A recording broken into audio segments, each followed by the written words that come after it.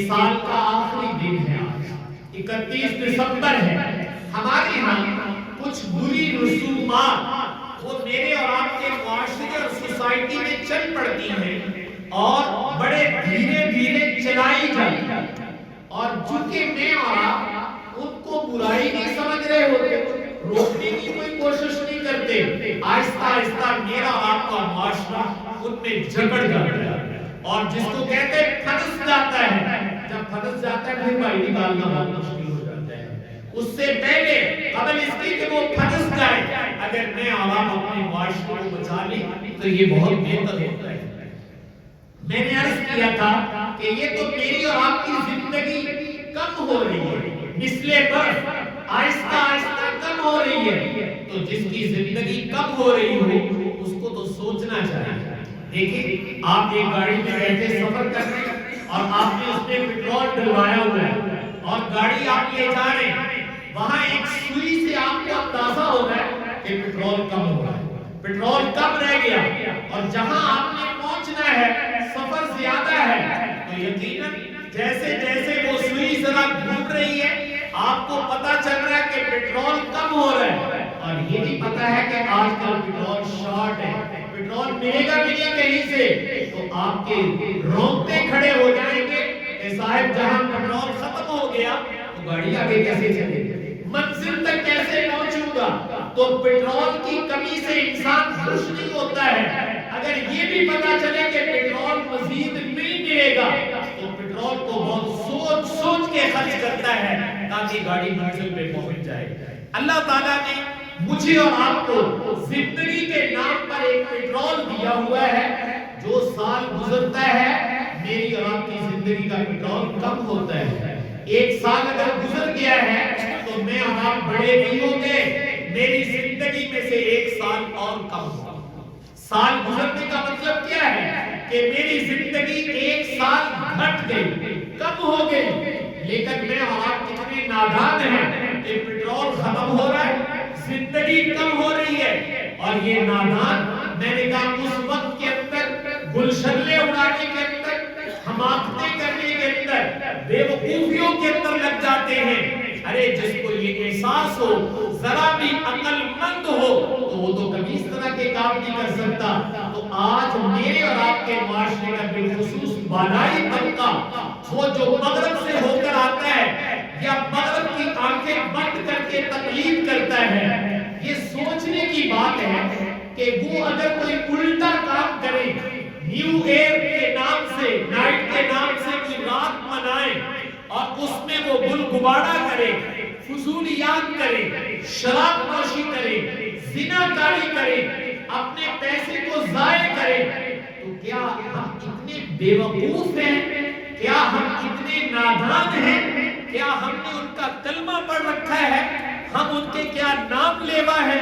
یا ہم ان کے نوکر اور ان کے جو ہے نمک خور ہیں کہ تم جو کرو گے ہماری نسل نو بھی تمہارے پیچھے کرے گی. یہ غلامی جو ہمارے ذہنوں میں گھسی ہوئی ہے، اللہ کے لیے اس کو نکالو. تم زندہ قوم ہو، مسلمان کہلانے والے ہو. جب تم مسلمان کہلاتے ہو تو اپنا طور طریقہ اپناؤ نا. تم ان کا کیوں اپناتے ہو؟ ادھر سے زبان سے گالیاں بھی نکالتے ہو اور کرتوت سارے انہی والے اگر کرتے ہو تو یہ منافقت یہ چھوڑ دینی چاہیے. یہ دوغلی پالیسی اپنے ساتھ جو میں اور آپ کر رہے ہیں اس کو چھوڑ دینا چاہیے. تو میں نے کہا کہ زندگی گزر رہی ہے اور ایک سال کم ہوا ہے. مجھے اور آپ کو تو جائزہ لینا چاہیے تھا کہ صاحب زندگی تھوڑی رہ گئی، پیٹرول تھوڑا رہ گیا، ارے منزل تک کیسے پہنچیں گے؟ تو ہم تو اپنی دنیا کی چیزوں میں لگ گئے اور لگ بھی فضولیات اور لغویات میں، انتہائی بےہودہ کاموں میں، جس کو قرآن نے کہا تھا ان المبذرین کانوا اخوان الشیاطین، کہ جو لوگ فضول خرچی کرنے والے ہیں، لغویات میں اپنا پیسہ صرف کرنے والے ہیں، فرمایا یہ سب شیطان کے بھائی، شیطان ان کا بھائی ہے.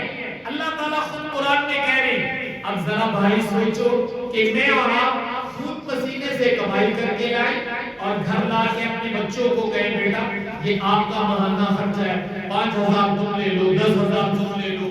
5,000 کس کو دے دو. آپ نے بچوں کو خرچہ دیا اور ایک بچہ اٹھے اور وہ 5,000 کا نوٹ چولہے پر جا کر دودھ جلا دے, آگ کے اندر ڈال دے یا دیا سلائی جلا کر اس کو راکھ کر دے.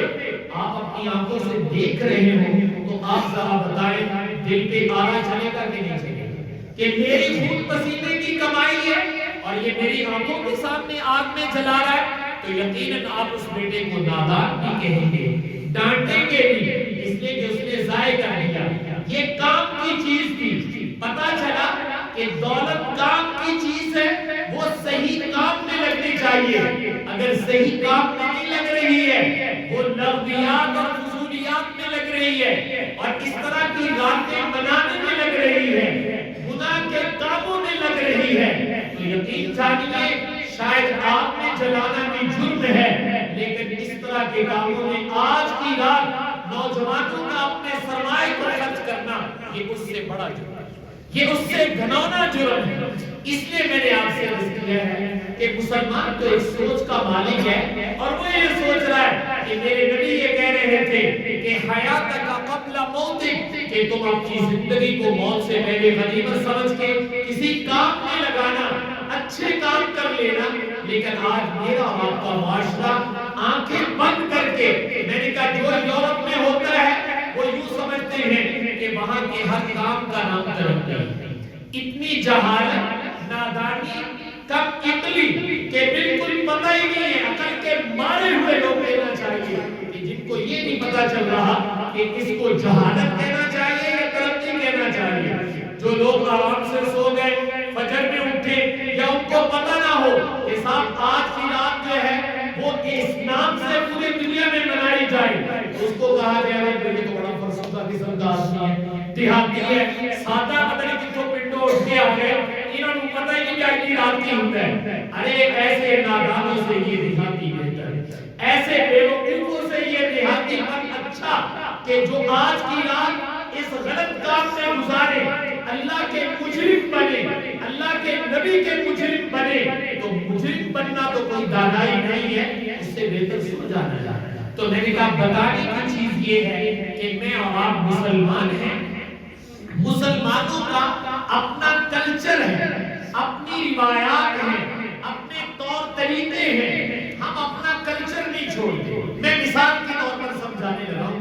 یہ 25 دسمبر دنیا عیسائیت وہ اپنی ایک عید مناتی ہے. تو اگر آپ لوگوں کو بھی کہا جائے کہ 25 دسمبر کو تمہاری مسجدیں میں عید پڑھی جانی ہے, تو آپ لوگ شور ڈال دو گے کہ نہیں ڈال دو گے کہ مولوی صاحب یہ کہنا کام شروع کر دیتا ہے, عیسائیاں دی عید ہے تسی مسجدیں کرنے لگے ہو, تو آپ لوگ ہمارا گڑا پکڑ لو گے. تو میاں جو آج کی رات کرتے ہو یہ بھی تو عیسائیاں کام ہے, تم کرو تو پھر تم 10 سے بس نہ ہو. اس لیے میں بتا رہا ہوں اللہ کے لیے اپنی مسلمانی کو میں بھی سوچوں اور آپ بھی سوچیں کہ کیا مسلمان ہو کر اس طرح کے بےہودہ کام امت مسلمہ کیا کرتی ہے. اس لیے بتا رہا ہوں کہ یہ کام اپنے ماحول میں بتایا جائے کہ یہ مسلمانوں کی روایات نہیں ہے, یہ مسلمانوں کا طور طریقہ نہیں ہے. مسلمانوں کا طور طریقہ تو یہ کہ وہ اپنی زندگی کا محاسبہ کرتے ہیں, اللہ کی طرف رجوع کرتے ہیں, اللہ سے مناجات کرتے ہیں, توبہ استغفار کرتے ہیں. نہ یہ کہ اس طرح کے گھنونے اور بےہودہ کاموں میں ہم اپنے مال اور جان کو خرچ کریں, یہ زیب نہیں ملتا. ایک تو بھائیو جرم ہے, جرم سے بڑی بات ایک کہنے لگا ہوں, وہ یہ کہ رسول پاک صلی اللہ علیہ وسلم نے ایک روایت میں ارشاد فرمایا من تشبہ بقوم فہو منہم. تم دنیا میں رہتے ہو تو کسی کو اپنا آئیڈیل بناتے ہو, نمونہ اور مثال بناتے ہو کہ یار ایسے لڑکا بڑھنا بہتر ہے. یہ آئیڈیل ہے کاروباری نقطۂ نظر سے, بود و باش کے لحاظ سے, مکان کے لحاظ سے, کسی اور نقطۂ نظر سے. آپ کہتے ہیں اس کا مکان بہت اچھا ہے, مجھے بھی ایسا ہی مکان بنانا ہے, اس کا لباس بہت اچھا ہے, مجھے بھی ایسا لباس پہننا ہے, یہ کاروبار بہت اچھا کرتا ہے, میں نے بھی اسی طرز پہ کاروبار کرنا ہے. یہ مطلب ہوتا ہے کہ آپ اس کو اپنے لیے آئیڈیل قرار دیں. آئیڈیل کا مطلب یہ کہ وہ میری اور آپ کی نظروں میں ایک اچھا انسان ہے, میں اس کی نقل اتاروں گا.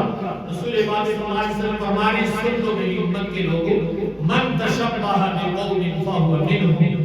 جو کسی قوم کی نقل اتارے گا, کسی قوم کا کلچر اختیار کرے گا, کسی قوم کے طور طریقے اور روایات اختیار کرے گا تو آپ صلی اللہ علیہ وسلم فرما رہے ہیں سن لو بے پھر قیامت کے دن تمہارا حشر بھی اسی قوم کے ساتھ۔ یہ یاد رکھنا قیامت والے دن پھر کدھر نہیں بھاگنا، پھر انہی کے پاس جانا جن کو آج تم نے اپنا آئیڈیل بنایا ہوتا ہے، جن کو تم آج اپنا مثالی سمجھتے ہو، ان جیسا بننا اپنے لیے فخر سمجھتے ہو۔ تو اللہ کے نبی یہ کہہ رہے ہیں اگر تمہاری نظر اللہ کے نبی پر نہیں ہے، کسی اور سوسائٹی اور معاشرے کو اپنے لیے آئیڈیل جانتے ہو، تو فرمایا من تشبہ بقوم فہو منہم، جو کسی کے طور طریقے، روایات، کلچر اس کو اپنائے گا، قیامت والے دن اللہ تعالیٰ اس کا حشر بھی انہی کے ساتھ کرائے گا۔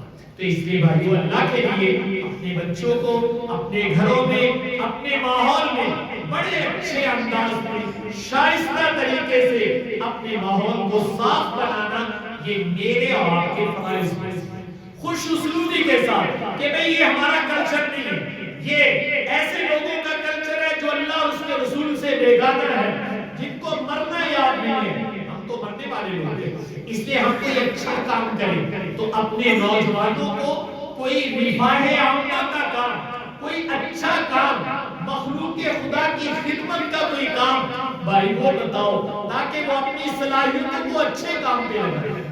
حتیٰ کہ محمد رحمت اللہ علیہ بیمار تھے بلکہ مرض الموت میں تو آنکھیں بند کر کے لیٹے ہوئے تھے، جیسے مریض کو ڈاکٹر نے منع کیا ہوتا ہے کہ بھائی یہ ملاپ باتیں نہ کرو، تو آنکھ کھولی اور مفتی شیخ رحمت اللہ علیہ کو بلایا، ایک کتاب لکھ رہے تھے احکام القرآن، تو کہا ایک بات میرے ذہن میں آ گئی تھی علمی، تو میں نے کہا سوچا کہ ابھی بتا دوں، جب اس آیت کی تفسیر لکھنے لگو تو یہ بات بھی لکھ دی، یہ بات ان کو بتا کر بھیج دی۔ تو جو حضرت کے ایک قریبی تھے وہ پاس تھے، انہوں نے عرض کیا حضرت آپ بیمار ہیں، ڈاکٹروں نے منع کیا ہوا ہے، آپ لیٹے لیٹے بھی سوچ رہے ہیں اور مسائل بتا رہے ہیں، علمی گفتگو جاری کیے ہوئے ہیں۔ تو کچھ دیر خاموش ہوئے اور پھر ایک جملہ ارشاد فرمایا، کہا مولوی شبیر علی وہ لمحات زندگی کس کام کے جو کسی کی خدمت میں خرچ نہ ہوتا، وہ لمحات زندگی کس کام کے کہ جو کسی مخلوق خدا کی خدمت میں نہ لگ جائے۔